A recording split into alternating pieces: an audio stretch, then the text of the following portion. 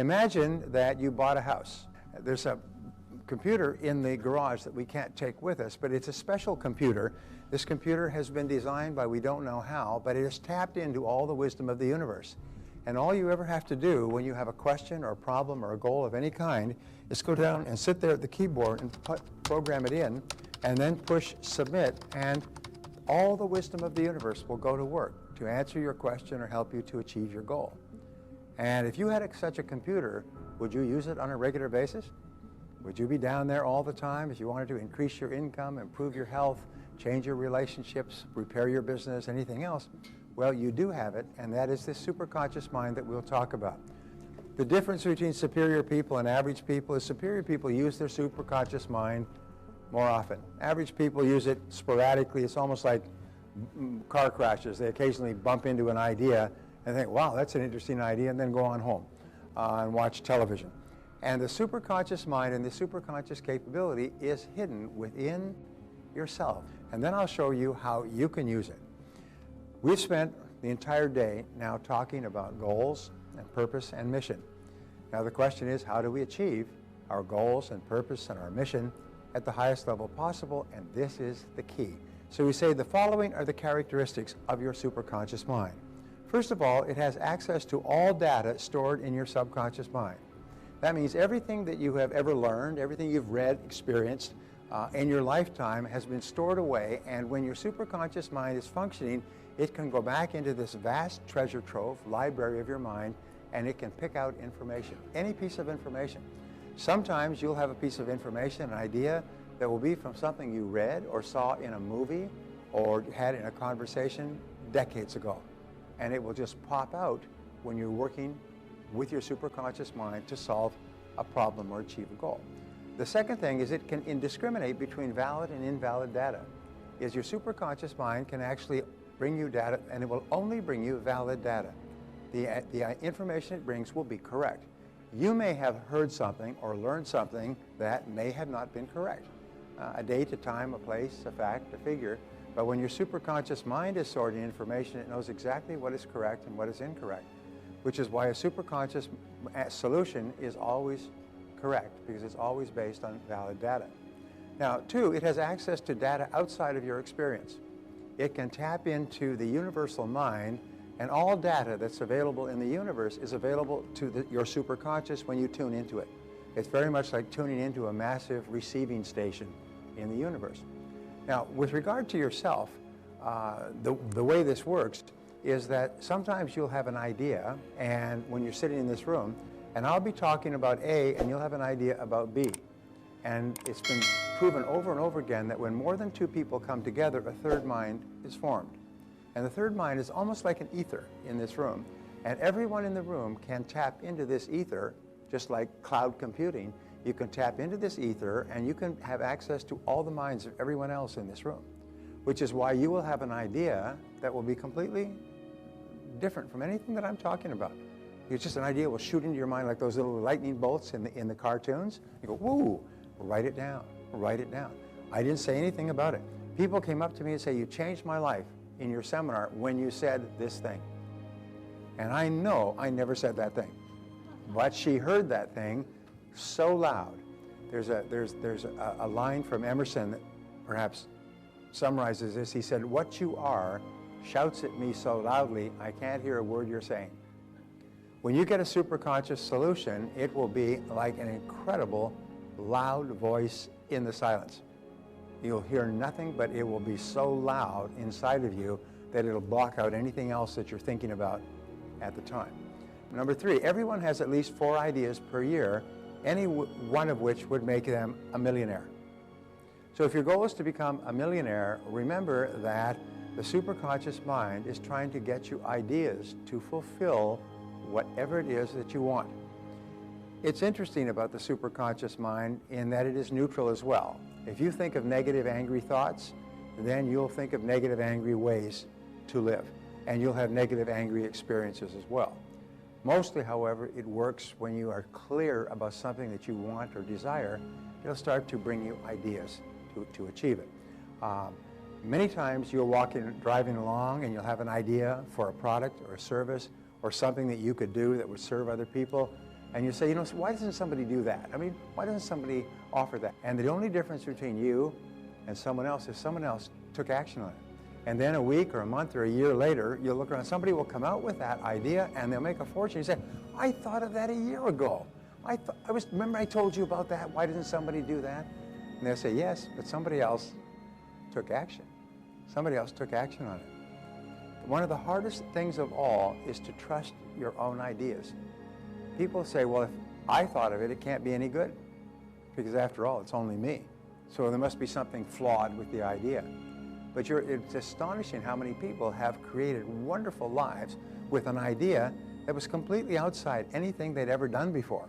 So listen, the ideas are coming, the ideas are there, and they shoot through your mind. Many people will carry a little recorder. Many people will carry a little notebook. They'll put a notebook by the edge of the bed. They'll stop the car and write it down quickly. Because very often, the rule is what you're seeking for is seeking for you. What you want wants you. And so when you decide that you want something, it's time to tune in and get it. Say number 3, it functions 24 hours a day. That means once you have programmed a goal, as you have, both a goal and a mission, a major goal, and the more detailed you write out the goal, the more the superconscious mind can just really get its powers into it. If you say, I want to be rich, I want to be thin, well, that's got very, very little power. But when you're specific about how much you want to earn and when you want to earn it, even if you're specific about all the things you could do with the money, sometimes writing down 25 things you would do if you were financially independent really activates the superconscious mind because of all the emotion with which you charge it. Remember, if you have a thought without an emotion, it has no impact. If you have an emotion without a thought, it has no direction. But if you have a thought of something you want, combined with an emotion of excitement and confidence and happiness that you can achieve it, it's like a powerful bullet, and it activates all your mental powers. Once you program the goal in, which you have done by writing it down, it goes to work 24 hours a day. And it's sort of like planting seeds. If you plant grass seed, what will happen is the grass will spring up in a day or two. If you plant a bamboo tree, what happens with a bamboo tree? Well, if you ever heard the story of the bamboo tree, is you plant a bamboo tree and you water it and you fertilize it and nothing happens. You water it and you fertilize the seed, nothing happens for a year. And you keep doing that, nothing happens for 2 years, and you keep doing it, nothing happens for 3 or 4 or 5 years. In the 5th year, it grows 60 feet into the air. It suddenly germinates and explodes into the air. And sometimes it's the same with a career or a goal or a book. Look at, what is her name, Rawlings, who had this fantastic idea to write this Harry Potter book for her children, working on welfare. Became one of the richest women in the world, first billionaire author in the world, and she just had these ideas, and she worked and worked and worked. So sometimes some seeds will grow quickly, some seeds will take longer. What you do is you just have to keep watering and fertilizing with confidence and faith until the seed springs into flower. So it's working 24 hours a day while you're awake, while you're sleeping, while you're busy doing something else. Your superconscious mind is on the job.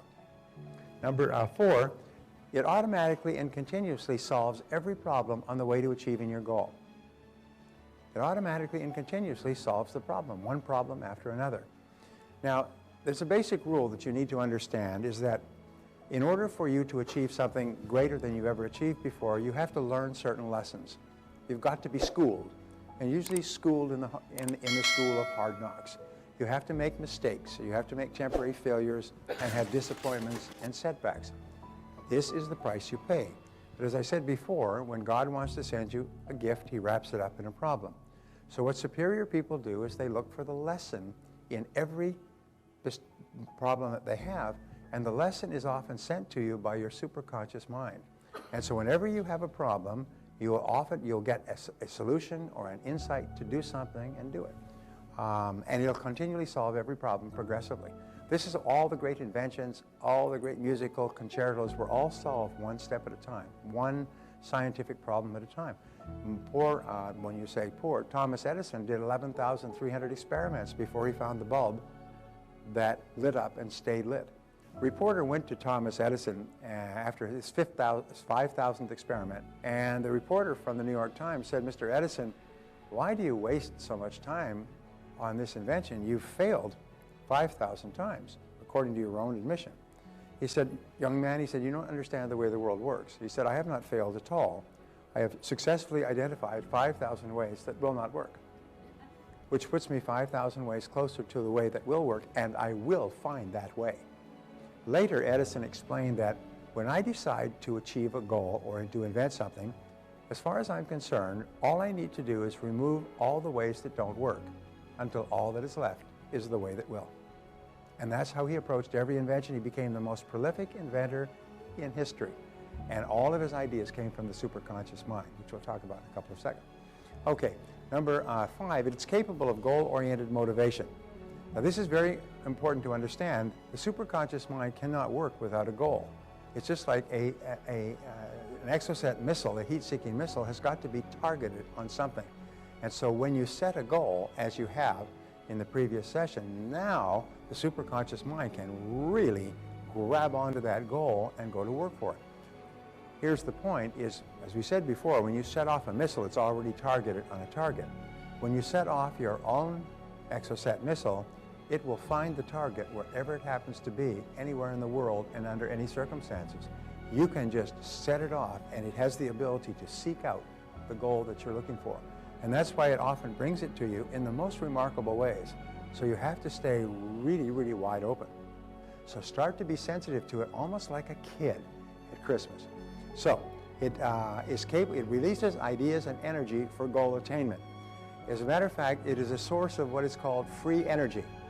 Now, free energy is the energy that Nikola Tesla, the great electrical genius, was able to tap out of the air and light up an entire studio. He would bring people, scientists, over. He would have his whole studio lit up with no wires and no connection, no generators, and then he would show them in the most miraculous way how he could turn on all the lights by extracting energy from the air. No one has ever been able to do it before or since. But Nikola Tesla was able to do it, which is why he's called the greatest electrical genius in history. Free energy comes, for example, when you're really excited about something. Give you an example. When a person, especially a woman, is getting married, she gets by on about 3 or 4 hours sleep a night, and all the rest of the time, because of the high energy in the whole upcoming ceremony, she lives on free energy. And sometimes when you're really excited, mothers live on free energy as well, especially if they have 2 or 3 young children who are incredibly time-consuming from basically 5 or 6 in the morning until midnight. They are able to tap into a form of free energy. And when you have a goal, what happens is you tap into this form of free energy, almost like taking a plug and plugging it upward into this superconscious mind, and you just bound with energy. And it's the energy of the motivation and the excitement that comes from the goal. It doesn't happen in the absence of a goal. You must have clear, specific goals in order to tap into this free energy. Now, number 6, it responds to clear, authoritative commands. What we call positive affirmations is when you say, I earned this amount, I weigh this amount, I achieve this goal, the superconscious mind accepts it as a command. It's passed from your conscious mind through your subconscious mind and into your superconscious. It's almost like your subconscious mind are the workmen in the white coats who take the command from head office, your conscious mind, your deciding mind. They take it and they pass it on to the supercomputer, to the superconscious. And the superconscious computer operators just simply put it in and it goes to work.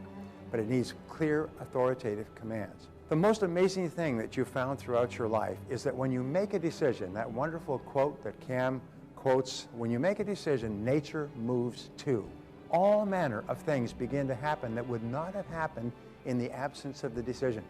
So very often you'll make a decision either to get in or get out, either to do it or not do it, to make a commitment or walk away. And that commitment suddenly triggers a whole series of activities and actions like dominoes. They just start to click. You get phone calls and you get letters and you get emails, and all kinds of things begin to happen immediately after you make a very clear decision, which means that you set a very clear goal. And writing the goal down, as we say, is very powerful. So make a decision that you're going to do or not do something, and then take the first step. Now, number 7, it grows in capability as it is used and believed in. The more trust you have in your superconscious mind, the faster it works for you. And the more calm and confident, you absolutely believe that something will show up. Something will be fine. The most amazing thing is that something happens. And the more you practice with it and the more confidence you have, the faster it works for you. When I was first understood this, when long distance charges were very high back in the 80s, is I would visualize a person I needed to talk to on the other side of the country, and they would phone me. And I could do this over and over again. Rather than me phoning them for 30 or 60 minutes, I'd visualize and they'd phone me. I just put it into the superconscious mind, and I said, he or she will call by 11:30. By 11:30, the phone rings. And did this over and over again. And the more confidence you have that it will work, the more rapidly it works for you. It takes a lot of confidence at the beginning, but that's all it takes. It doesn't cost any money. It merely requires a step of faith, a mental step of faith. Number 8, it operates best with an attitude of confident expectancy. I told you this before, but this attitude of confidently expecting great things to happen is the catalyst. It's almost like the ether in the air that causes the superconscious mind to activate even faster. So when you confidently expect that your goals will be reached, your problem will be solved, that everything will be well, when you confidently expect it, it just seems to come into reality. And the more it happens, the more you believe it. The more you believe it, the better and faster it works. And there are many people who just get into tuning, almost like you get onto a beam when you're landing a plane. They get onto the beam of their superconscious mind, and they just stay on that beam, and they just do what feels right all the time. And they never make another mistake. And they make more progress in a few weeks or a few months than many people who are all over the place make in years, if they make any progress at all. Number 9, it operates best under 2 conditions. The first condition is when you are concentrating 100% on the problem. 100%, you're just totally focused on the problem. And I'm going to give you a method to stimulate your superconscious a little bit later. But when you're totally focused on the problem, suddenly ideas pop out. And that's why the very first thing you do when you have a problem is to write down every detail of the problem. When you have a goal, you write down every single thing you could think of that would help you to achieve the goal. And the more you write, 10, 20, 30 things, the more likely it is that something will pop off the page. You hadn't even thought of it, or you may have thought about it years ago, and suddenly it's there again. You may have pulled it out from deep in your memory, and suddenly, and that's the key. That's what will make this work. And the other time is when you are concentrating 0%, when your mind is busy elsewhere. So if you have not been able to solve the goal by focusing on it single-mindedly, then walk away. This is taught, by the way, in all scientific schools, is you focus on the subject single-mindedly and then walk away from it and just let it go. And at a certain point, pow, the idea comes in.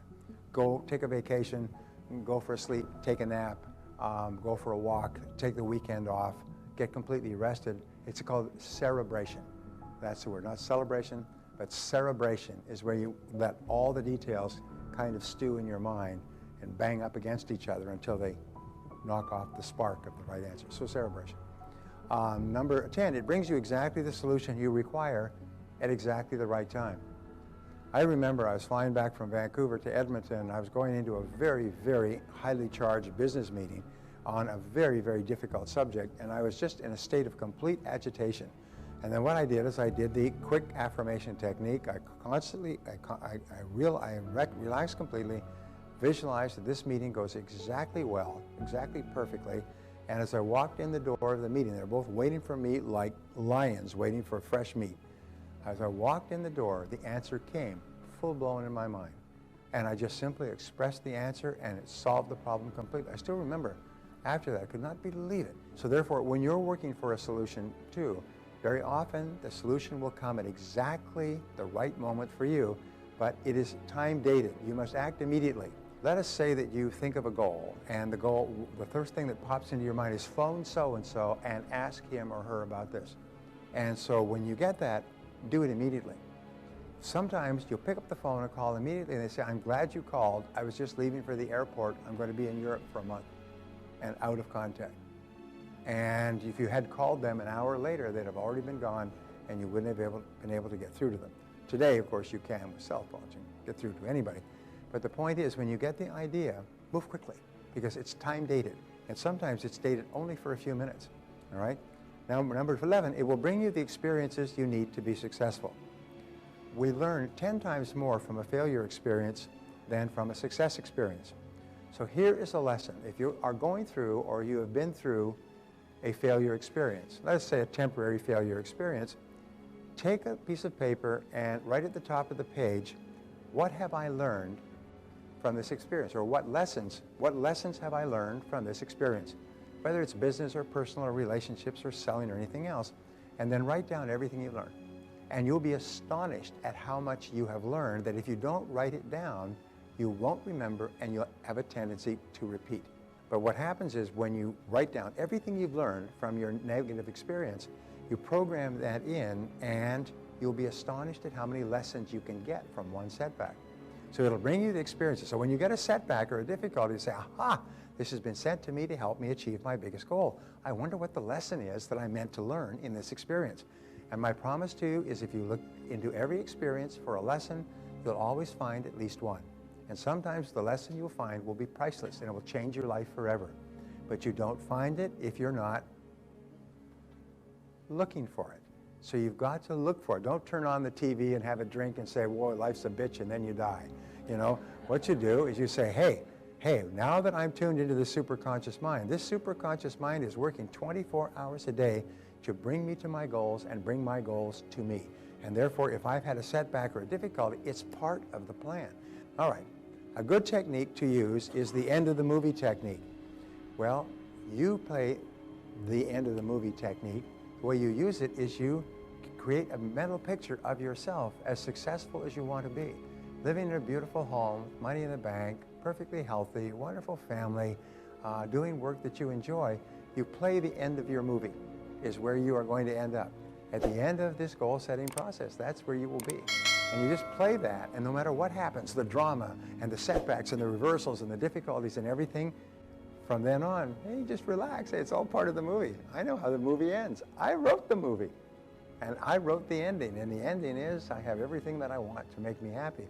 And so say, wow, ooh, turbulence, just setbacks, and what happens is at the end of the movie, you stay calm throughout, you just trust throughout because you know how the movie ends, and surprise, surprise, your movie ends the way you imagine. Very powerful. Number 12, it makes all of your words and your actions and their effects fit a pattern consistent with your self-concept and your dominant goals. That means that you can be in a conversation and you'll have this impulse to say something. And you'll say it and it'll turn out to be exactly the right thing. Sometimes you'll have an impulse to say something and something will tell you, don't say anything. Don't say anything. And so you just sit silently and it'll turn out later that it was very wise that you said nothing. So therefore, trust your intuition. If it tells you to speak, speak. If it tells you not to speak, don't speak. If it tells you to turn on this corner or to go into this store or to pick up this book. I've had people, I can tell you, Earl Nightingale used to be the greatest voice in American radio. Do you know what changed his life? Is he walked into a book when he got off. He was on the USS Arizona, the ship that sunk in Pearl Harbor. He was one of the few survivors. He went into a bookstore and he couldn't buy a new book. He found a used book, an old beat-up copy of Think and Grow Rich. And he talks about this. He said he bought this copy of Think and Grow Rich and took it home. And it told about setting goals and doing what you really desire and trusting infinite intelligence. And he'd always wanted to be in radio. And he went down to a radio station and talked them into hiring him on late night radio. He became one of the most well-known radio voices in history and an extraordinary success. He said it was because walking into that bookstore and finding that one tattered book in the bin and taking the book home. And he just said he had an impulse to pick up the book and get the book, and it changed his life. It changed the life of many other people too. So if you have an impulse, something to do or say, be sure to do it. The superconscious mind explains remarkable events. First of all, it explains serendipity, which is what I just talked about in a way. It's the process of making happy discoveries. Serendipity means you're always going to find happy things happening in your life. But here's the one key to the principle of serendipity is the only people who find happy things or make happy discoveries are people looking for something. They're looking for happiness, they're looking for success, they're looking for goals, they're looking for something, and as a result, they keep making happy discoveries.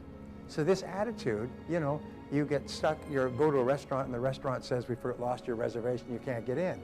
So you can get upset or say, well, maybe it's a good idea. Maybe we should go to a different restaurant. Maybe that other restaurant will be even better. Many business people who've decided to start a business and don't have any money, somebody will loan them a book, and in the book will be a principle, and the principle will be what they needed. And later on, they're wealthy, and they live in big houses on the hill, and they trace it back to that one chapter in that one book that one friend gave them when they had started off their business and they were struggling. So be open to making happy discoveries, okay? Now, the second principle, and this is really interesting, there's many books have been written on this, and this is all scientific stuff. It's called synchronicity. A synchronicity is the process or coincidence of events in which two or three things that are totally unrelated happen simultaneously together to help you achieve your goal. So let me give you an example. So let us say that you decide, geez, I would love to take a vacation and go to Hawaii, okay? But geez, I can't afford it, I don't have the time off, and so on. Well, then something happens. You go to work, and your boss says, you know, you've really been working hard, why don't you take a vacation? Take a week off. Well, you were just sort of thinking about that this morning, but you say, yeah, I'd like to, but I can't afford it. And then you get an IRS check back for $3,000 for your taxes. And then your wife says, I was just talking to Susan, she works over at that travel agency, and they have this special fam trip that you can go on, and you can get 7 days and 8 days and 7 nights in Maui, and it's only $1,235. Although it would normally be vastly more. And something else happens. Now, all of these events, you see, are separate in time and space. They only have one thing that binds them together. The one thing that binds them together is your goal. So this is called synchronicity, when a series of unrelated events occur that have only one meaning, and the meaning is the goal that you set. Well, this is what happens when the superconscious mind works. So in the logical world, things have a cause and effect relationship. In the superconscious world, now you do this, you get that. In the superconscious mind, things have a synchronicity relationship.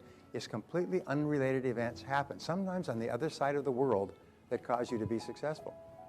So watch for synchronicity, and the more you watch for it, the more it will happen. So number 13, it contains all monitor circuits for pre-programming. Now, a monitor circuit means that you can actually pre-program your mind. And the way you do it, you remember that your subconscious mind and your superconscious can only respond to positive commands. In other words, we can't visualize don't do something. If I say to you, don't trip, you cannot create a visualization of not tripping, but if I say pick up your feet, you can see clearly, pick up your feet. So always when you give instruction, you give positive instruction, do it this way, rather than that, do it this way. Well, a monitor circuit only accepts commands that are positive. So you don't say, I want to remember not to forget my keys. So what you do is you say, remember to take my keys with me when I leave. Remember to take that out of the refrigerator before I go. Remember to pick this up when I'm on my way home. Remember to do this. And when you say that, your superconscious mind takes it, and exactly at the moment you're walking past that table, it'll twig it into your arm, your mind, and you'll get the keys. It's the most amazing darn thing, and you've all had this experience. And you can use it for anything. You can pre-program yourself to call somebody, to stop off, to pick something up, to do something, and so on. And it's very powerful. Here's another thing. I used to get speeding tickets. I got three in one trip once. I mean, that's terrible. I made a decision about 15 or 20 years ago. I don't get speeding tickets anymore. And you'll say, we only had one speeding ticket in 15, 20 years. I never get speeding tickets because I program my mind not to have speeding tickets, and your superconscious mind will tell you if there's danger of a speeding ticket, and you'll actually slow down. Now, the other thing is with colds and flus, is you can make a decision today, I do not have colds and flus. I'm perfectly healthy, I never have colds and flus. That sounds like a negative command, and it is, but it's the only way I can put it, and you know what, you'll never have colds again. People have colds because they decide to or they don't decide not to. And I've met people, anybody here never has a cold? Never has flu? No, never have it. Why? Because you decided not to. But anything you want, program it in, and you'll be astonished how fast it comes to you. Now, activating the superconscious mind, this is what we do. The master method of activation of the superconscious mind is solitude.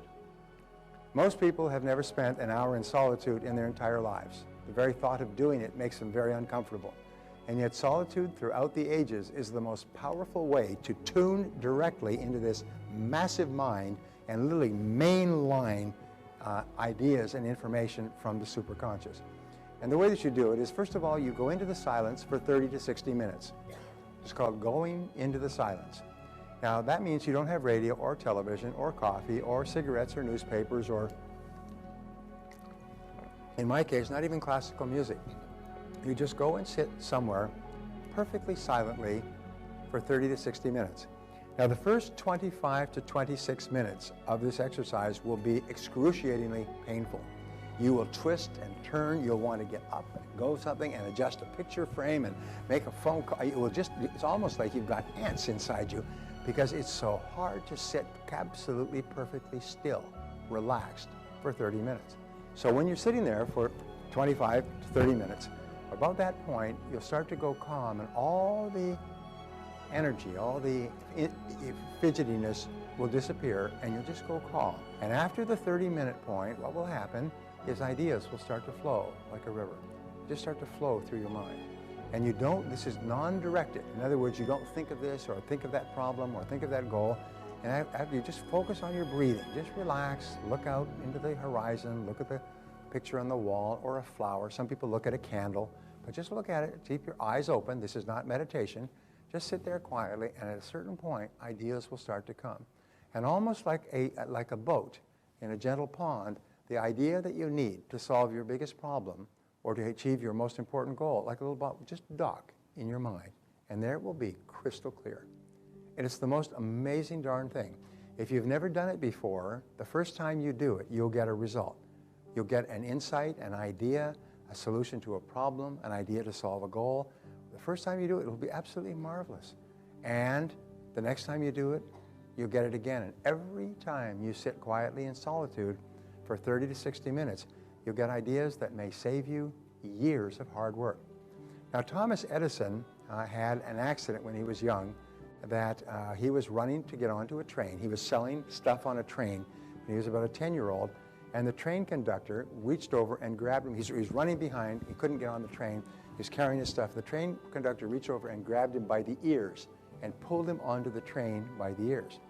For the rest of Thomas Edison's life, he had great difficulties in hearing. And so what he would do is right there in his studio, throughout the day, he would take 45-minute naps, sometimes 45-second naps.